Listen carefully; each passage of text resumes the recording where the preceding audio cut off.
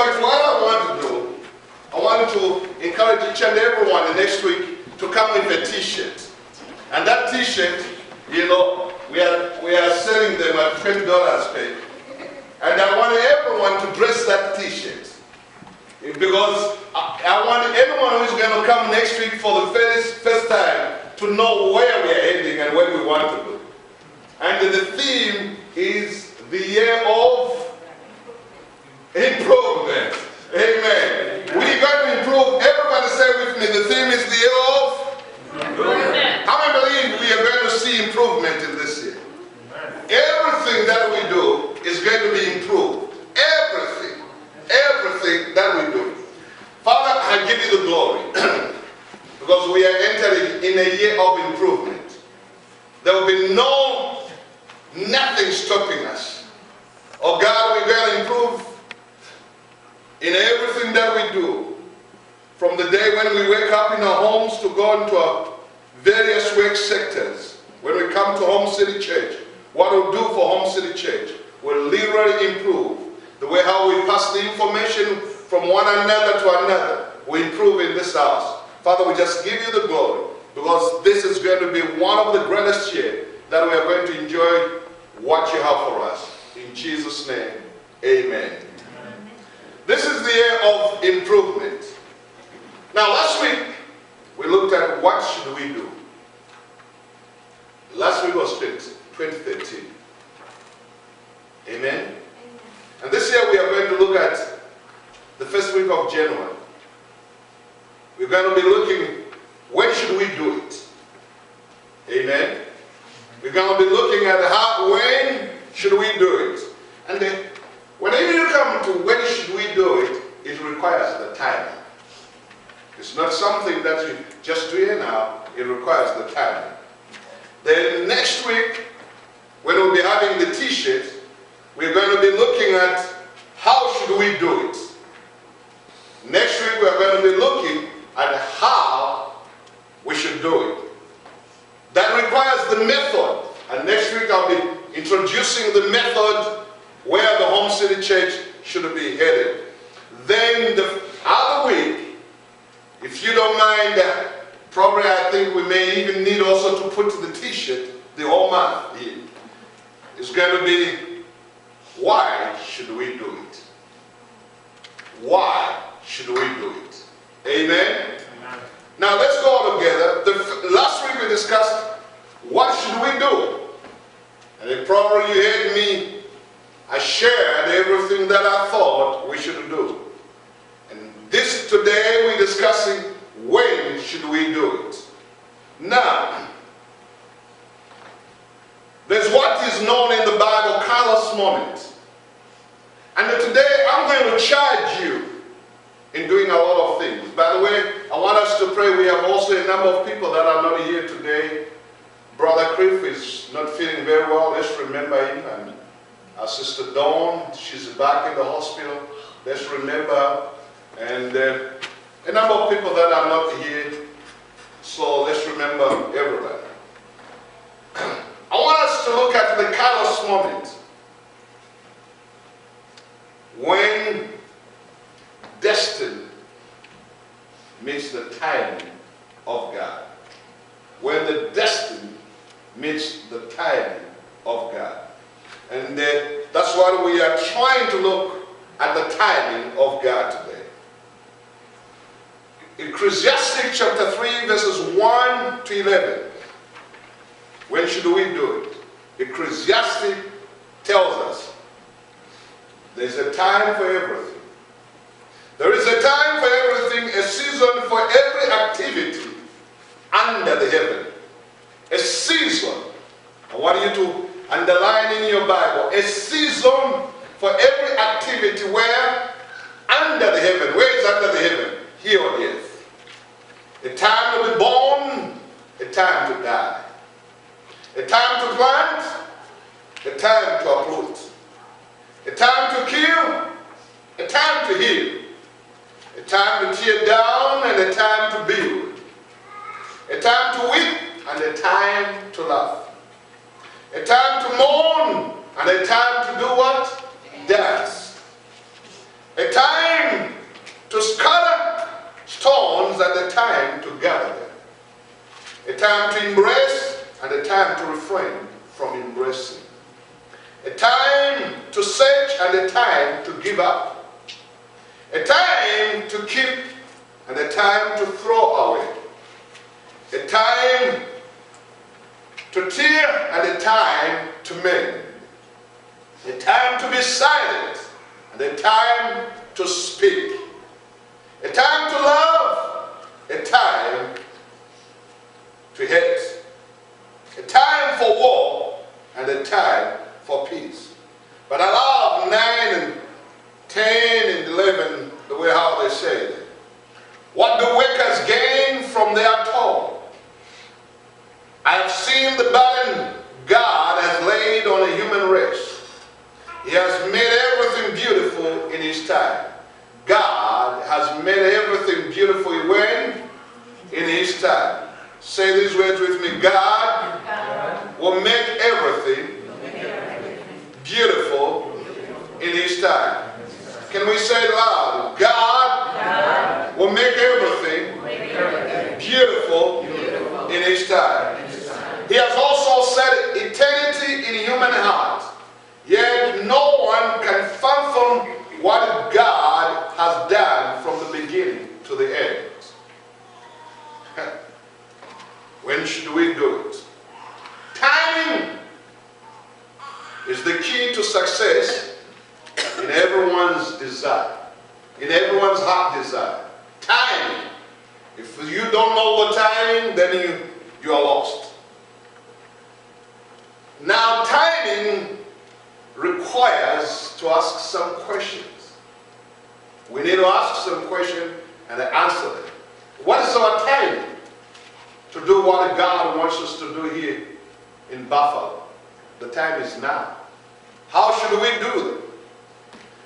Before we go to do something, I wanted to bring you to the way how timing is, so that I bring the relationship to real life events that happens.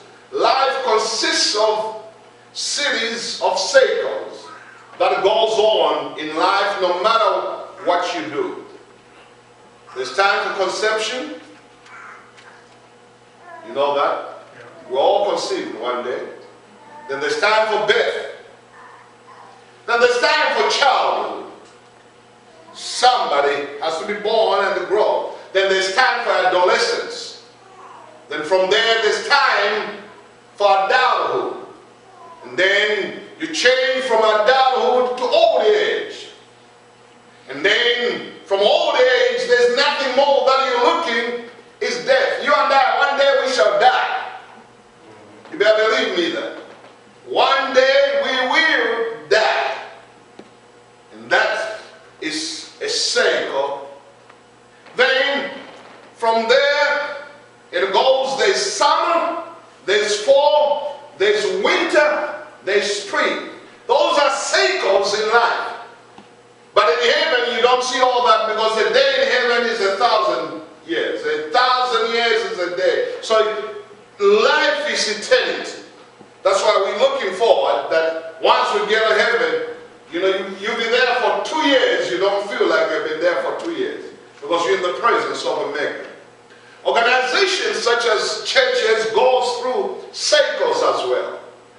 Like this church, when we're about a year old, the initial excitement of responding to the potential creates the burst of energy that is necessary to get a new venture off the ground. When I was thinking I'm going to plant the church in Buffalo, it was not an easy thing, but there's that excitement. Then the reality that hits the dream. The very day when we walked in here, we say, now this is it. We have started Home City Church. It was a different thing. The scary part, life-threatening aspects of beginning a new venture are enough to destroy many fragile visions. As you begin there, the vision sometimes so fragile, very delicate. It's like you're holding an egg in your hand.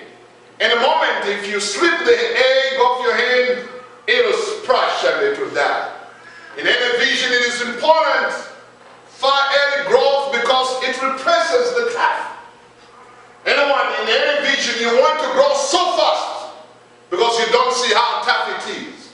But anything that just is grown so fast, within the shortest amount of time, it comes down so fast because it has no foundation. I have relationship with some of the major ministries in here, and I've studied some of the pastors that have made it in here, and I have found out when they tell me where the history of the churches started from to where it is now, there was a lot of ups and downs, but they held on to the fragile vision. You don't give up because, you know, you're just beginning. You just toughen it up. You know, I remember when I was in the Bible college, it was so tough. And I had written to remind myself, winners, they don't quit, but losers, they quit. Amen? Amen. That brings us to understand our theme. When should we do it? The answer is now. John chapter 4 verse 23 to 24 says, yet at the time is coming and has now come when the true worshippers will worship the Father in the Spirit and in the truth. Worship the Father in what? In the Spirit and in the truth. Come on, let's rejoice. This is 2014. Amen. In the what? In the Spirit and in the truth. For they are the kind of worshippers the Father seeks. God is Spirit. God is what? Spirit. So if you want to worship God, begin to open your spirit to worship Him. And His worshippers must worship Him in the Spirit and in truth. Here, number one, I want you to understand that we must challenge and lead people to worship the Lord, the only true God, in the Spirit and in the truth. Let's come with enthusiasm, with anticipation, with a hunger, looking forward that, oh God, today I'm going to lose my mind up in here. I'm going to worship God like there's no tomorrow. Let's just totally surrender and submit ourselves. The other thing, we must seek and save, even as Christ sought and saved the lost. How many people are lost out there that you and I, we know, but we have never prayed for them. We have never even taken a moment to seek the hand of God. We have declared 21 days of fasting. In these 21 days of fasting, I wanted to encourage each and everyone. Write somebody's name that you think needs prayer. Send it to me. And we want to reach to a point whereby we'll pray in these 21 days because we want to see the difference in their lives. We're not here to judge them. We're here to pray for them. Amen. We're not here to call them names. We're here to uplift them and to protect them through the blood of Jesus. We must work and labor for God right now. The harvest is ripe and the task is urgent. Amen? Like Jesus kept on asking his disciples, we must feed the flock. We must feed the believers. When we are with them, let our conversation completely exemplify who we are as the children of the Most High God. Amen? We must watch the unbelievers and non-believers, the dangers that are there when people that don't live according to the will of God. We must warn them, but there's a way how you can warn people without being much bearing. We must be compassionate in 2014. We must literally be compassionate. When you see people, don't judge them, but pray for them. And that's why we have 21 days of praying and fasting. The ladies, they pray every morning from 8 to 8:30. Let's pray for people. Men, we meet here on Friday to pray. Let's come and pray. I want to challenge us that this year, when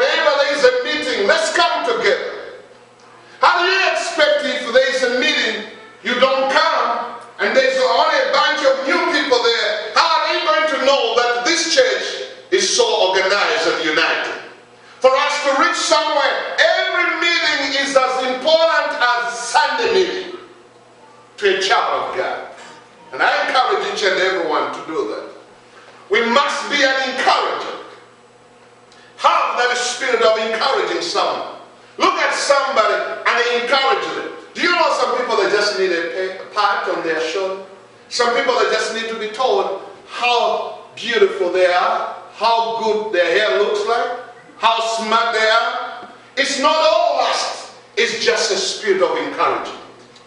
Sometimes we think about, if I say this is how I'm going to be taken. It's because that's what our mind is. Let's learn to compliment one another. You never know what it means to say a compliment to someone and how it will change their lives. Let's be prayerful. That's what we are doing. Let's be forgiving. If someone has wronged you, take a moment to think and say, Father, I'm not going to let this one hold my blessing. And I'm going to love them unconditionally. Let's be warm and tender-hearted. That's what God is looking in the church. Be warm and tender-hearted. Reach to the people with compassion. Let's be able to share the promises of God. If God is doing something in your life, tell somebody about what God has done. I'm looking forward, not randomly. I'm looking forward to someone to let me know I have a testimony to share. And I want to share to the church. And I'll let you come and share your testimony. Last year I never saw people sharing the testimony. But this year I want to see people come and they say, I have a testimony for what God has done. You know how many people have been encouraged with your testimony? There might be a person in that particular stage that needs to hear what God has done for you. Amen. Let's be able to sympathize and then empathize with others. In psychology, empathize, that means enter in somebody's shoe. Feel the pain that they are going through.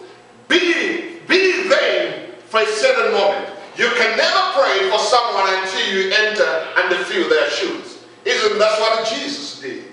Jesus, what he did, he came and he carried our sins. The Bible says, him who knew no sin became sin in order that you and I, we should be made what? Righteous. And today, I'm not worthy to stand over here to preach, but because of what Jesus did, he carried all my wickedness, all my unrighteousness, and he carried them, and he constantly forgive me in my wickedness. Amen? As a Christian, it doesn't mean we don't fall. We go through some few difficult moments, but Jesus continues to help us. Amen? Be able to meet the needs of the need as a church.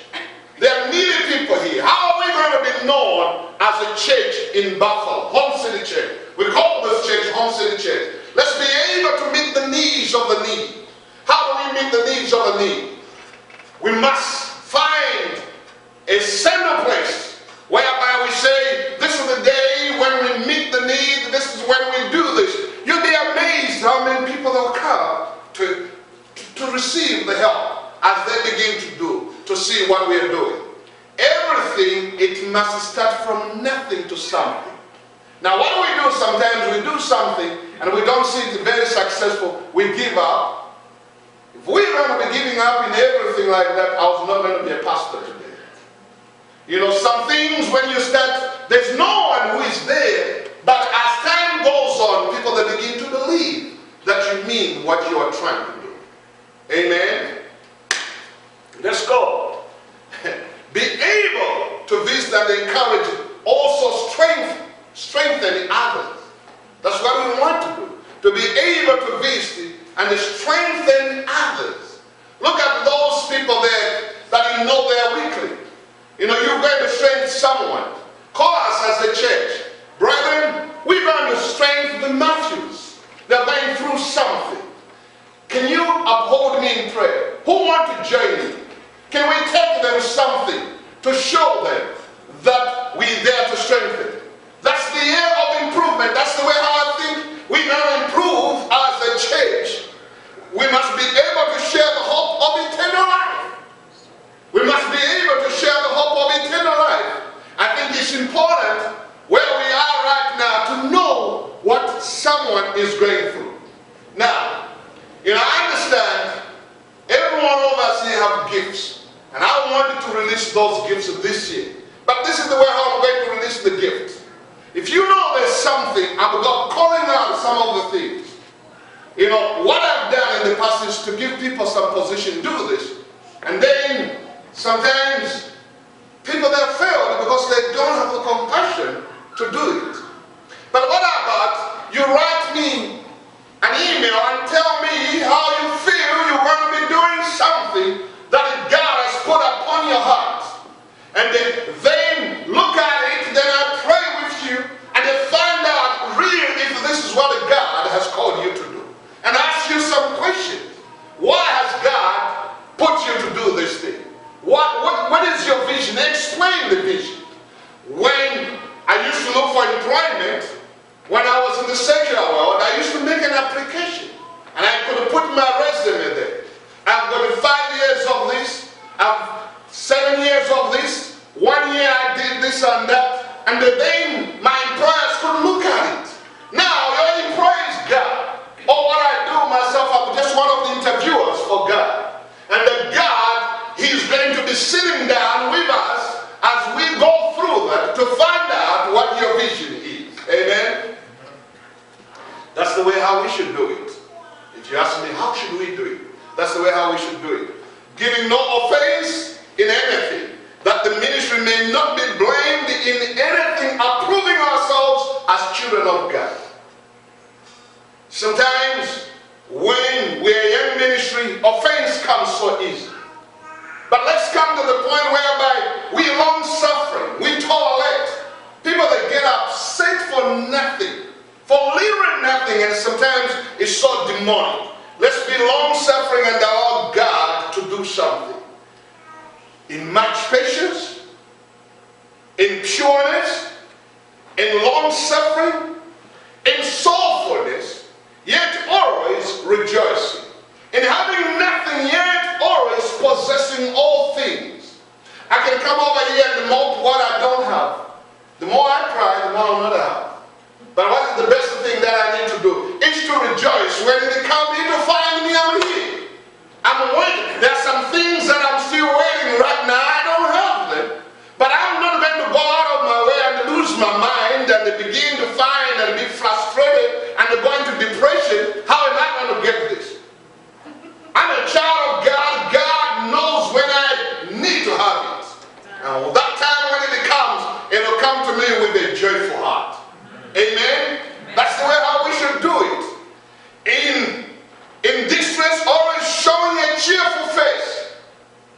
You are distressed, but let people who see you as a cheerful person. How you doing? Praise the Lord. That's not a pretense. Now some of you say, well, I'm a preacher. That's hypocrisy. No, hypocrisy is you because you're going around with a lemon sour soaked his face.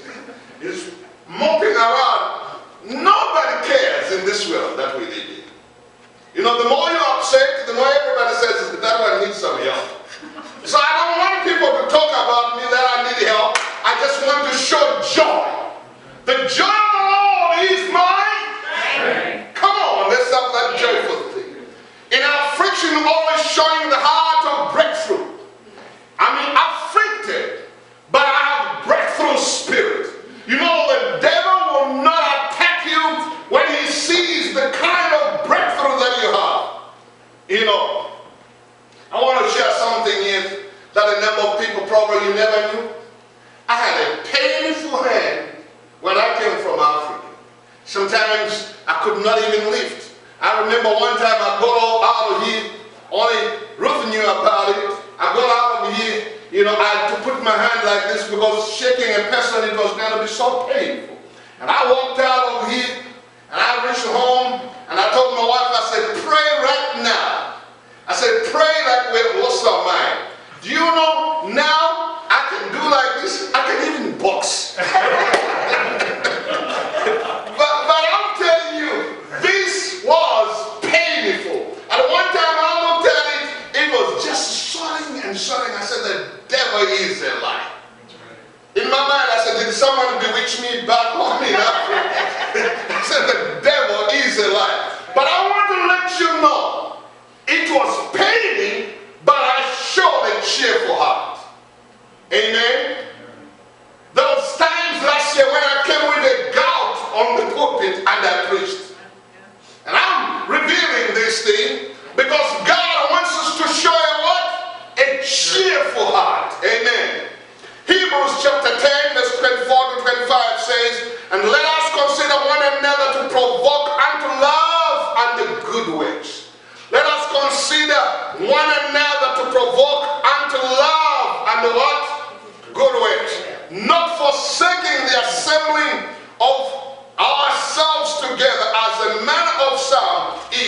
but exhorting one another. Exhorting who? One. And doesn't say exhorting the church.